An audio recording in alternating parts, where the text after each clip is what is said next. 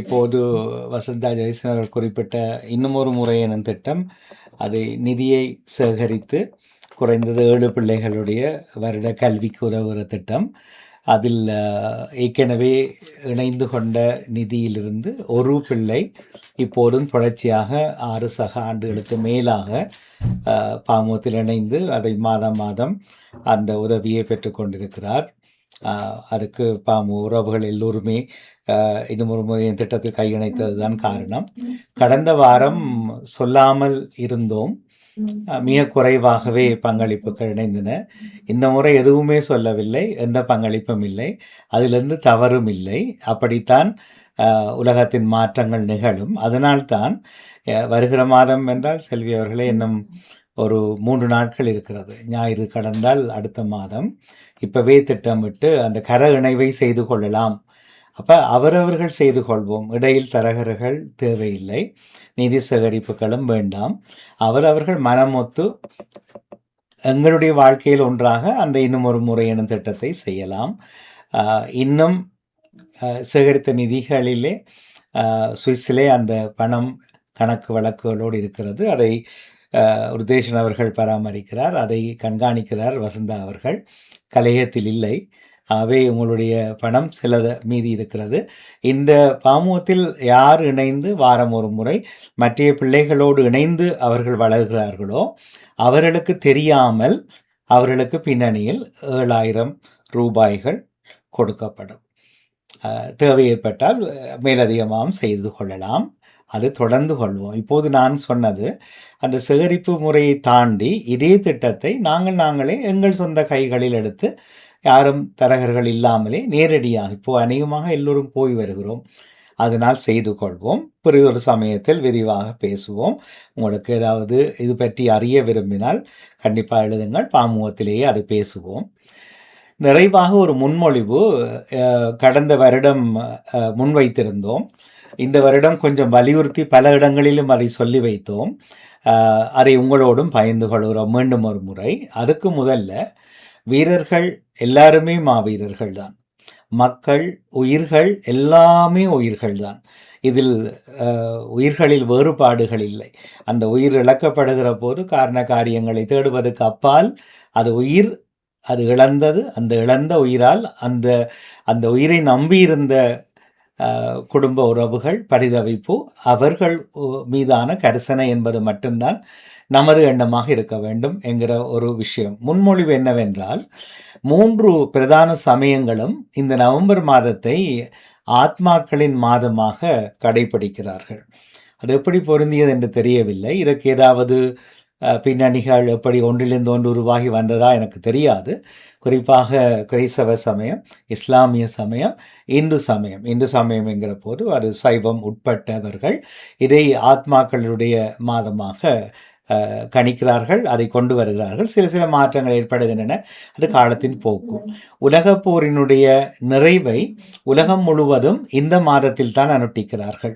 அதேவேளை இந்த இருளை போக்க ஒளியேற்றுகிறதுக்கு அறுவடை நாளுகளோ அல்லது பொன்ஃபயரோ இது போன்ற பல விடயங்களை உள்ளடக்கி அநேகமான குளிர்கால உலகங்களும் அதையே கொண்டு வருகின்றன.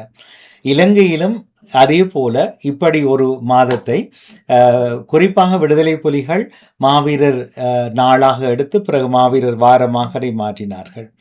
இப்போது ஒவ்வொரு இலங்கையில் தோன்றிய அநேகமான பிரதான இயக்கங்கள், வீரமக்கள் தினம், தியாகிகள் தினம், மாவீரர் தினம், இப்படி வெவ்வேறு மாதங்களில் தங்கள் தலைவர்களையோ அல்லது பிரதான அழிவுகளையோ கண்டபோது அதை ஒவ்வொரு மாதங்களில் வருடத்தில் அனுஷ்டிக்கிறார்கள்.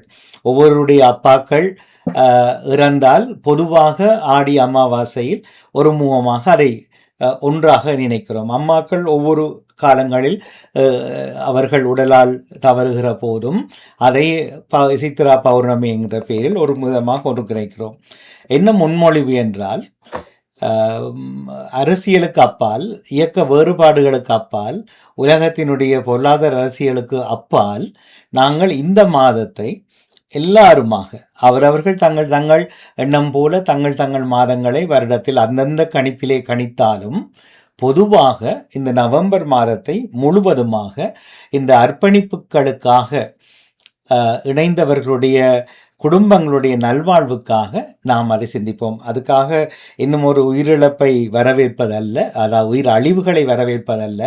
ஆரம்பத்திலே அது சொல்லியிருந்தோம், முடிந்த வரைக்கும் அது தவிர்க்கப்படுவதும், ஆக குறைந்தளவு எம்மால் அது நடைபெறாமல் இருப்பதற்கான உத்தரவாதங்களை கொடுப்பதும் எங்கள் வாழ்க்கையாக இருக்கட்டும்.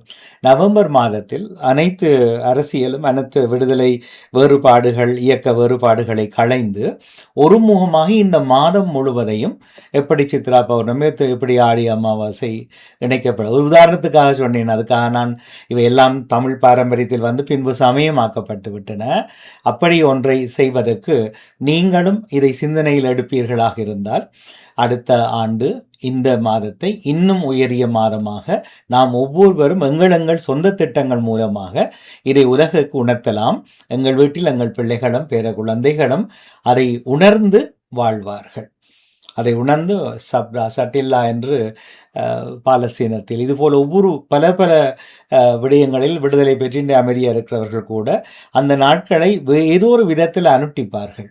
அதுபோலத்தான் இது நமக்கு வந்தது. ஆகவே வேறுபாடுகளால் மேலும் மேலும் சமூகத்தை நாம் பிரிக்காமல் முடிந்த வரைக்கும் இந்த எங்களுக்காக உயிரிழந்தவர்களுடைய ஆத்மாக்களுடைய நினைவை தாங்கி நாம் அந்த குடும்பங்களுக்கு நாம் கையணைப்பதற்காக நவம்பர் மாதத்தை ஒன்றிணைப்போமா என்று மீண்டும் ஒரு முறையாய் ஒரு முன்மொழிவை மட்டும் வைக்கிறேன்.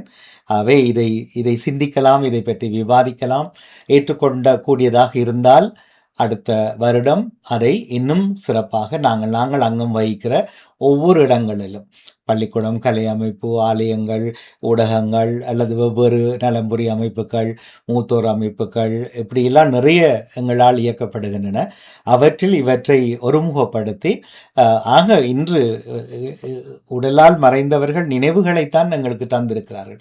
தியாகங்கள் எங்கள் நினைவில் இருக்கிறது. ஆனால் அந்த குடும்பங்கள் பரிதவிக்கிற போது அதுக்கு மேலாக நாங்கள் மொழியை வளர்த்து ஒன்றுமாக போவதில்லை. முதலில் அந்த மனித நேயம், அதாவது உயிர் நேயம், உயிரோடு இருப்பவருடைய வாழ்வின் நேயம் காக்கப்பட வேண்டும். இதை ஒரு பிரச்சாரமாகவோ அமைப்பாகவோ நிதி திரட்டலாகவோ ஒன்றும் எடுக்காமல் நாம் நமது சொந்த வாழ்க்கையில் இவற்றை ஏற்றுக்கொள்வோம். ஒரு வருடம் சிந்திப்போம், விவாதிப்போம். நாங்கள் சார்ந்த இடங்களில் பல இடங்களில் இது பற்றி யோசிப்போம். முடிந்த வரைக்கும் அந்த குடும்பங்களை நேசிப்போம். மிக்க நன்றி.